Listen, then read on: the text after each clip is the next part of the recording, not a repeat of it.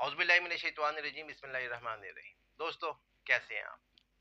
ख़वातीन के टॉपिक मौजू के ऊपर, ख़वातीन को हिरासा करने के मौजू के ऊपर मैं पहले भी कई वीडियो बना चुका हूँ। दोस्तों के इसरार पर कि कोई नया टॉपिक, नई चीज़ आई है कि कौन-कौन से वो कवानीन हैं जो ख़वातीन के लिए बनाए गए हैं। पाकिस्तान पीनल कोड और इंडियन पीनल कोड में बहुत सारे इख्तिलाफ मिलते भी हैं, मिलते-जुलते भी हैं, थोड़े से डिफरेंट भी हैं।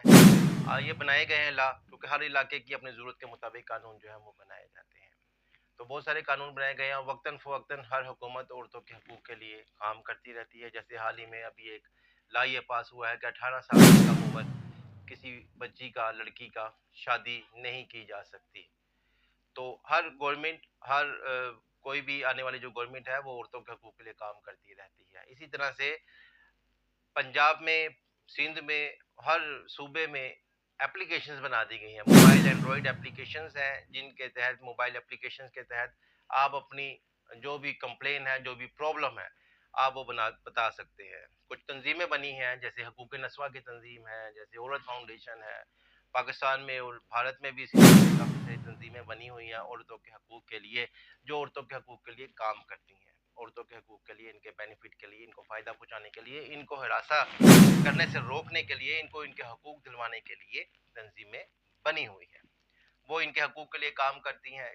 और इसी तरह से अब यहाँ पे एक बात ये काबिल ज़िक्र है कि जो ये तंजीमें काम करती हैं औरत के हकूक़ के लिए, इसमें सिर्फ वो औरतें नहीं हैं जो शादीशुदा होती हैं, शादी करके जो आ जाती हैं। शादी से पहले की बात भी अगर खातून हो, उनके साथ घर में हो, घर में काम करने वाली औरतें, जो कि जिसको हम सिंपल मेड बोलते हैं या नौकरानी बोल देते हैं, वो भी इस लॉ के तहत, जितने ये कानून बने हैं, इन तमाम लॉ के तहत प्रोटेक्शन जो है वो हासिल कर सकते हैं, बल्कि इनमें बच्चे भी शामिल हैं।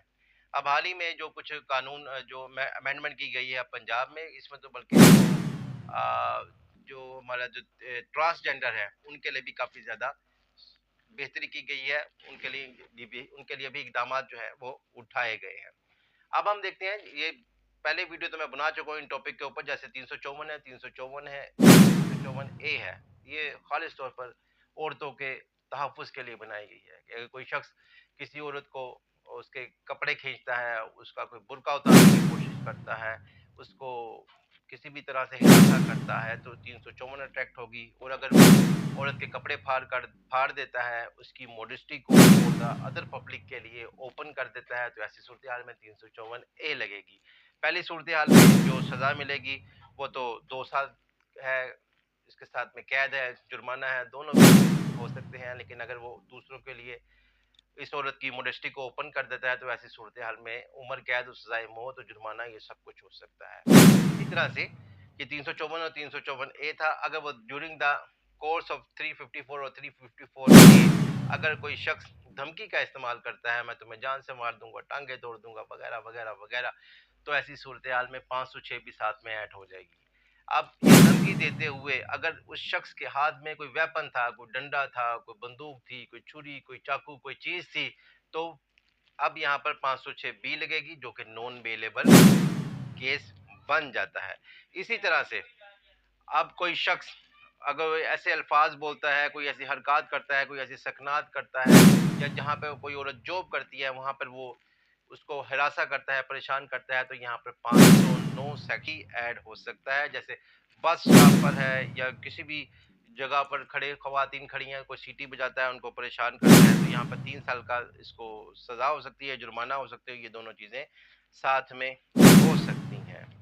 इसी तरह से अगर किसी खातून को, अब यहाँ पे कुछ ऐसे लॉ हैं जो कि कॉमन है, जैसे मैंने अभी 506 का जिक्र किया, ये औरत और मर्द दोनों के लिए है।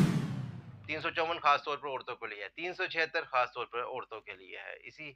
इसी तरह से जो उनको प्रोटेक्ट करता है, 509 औरतों के लिए है, इसमें मर्द के लिए नहीं है। 509 का जो कानून बनाया गया है, इस तरह से 324 की बात हो रही थी, अगर कोई शख्स किसी औरत पर अटेम्प्ट टू मर्डर करता है और उसको मारने की कोशिश करता है, तो 324 का सेक्शन साथ में ऐड हो जाएगा।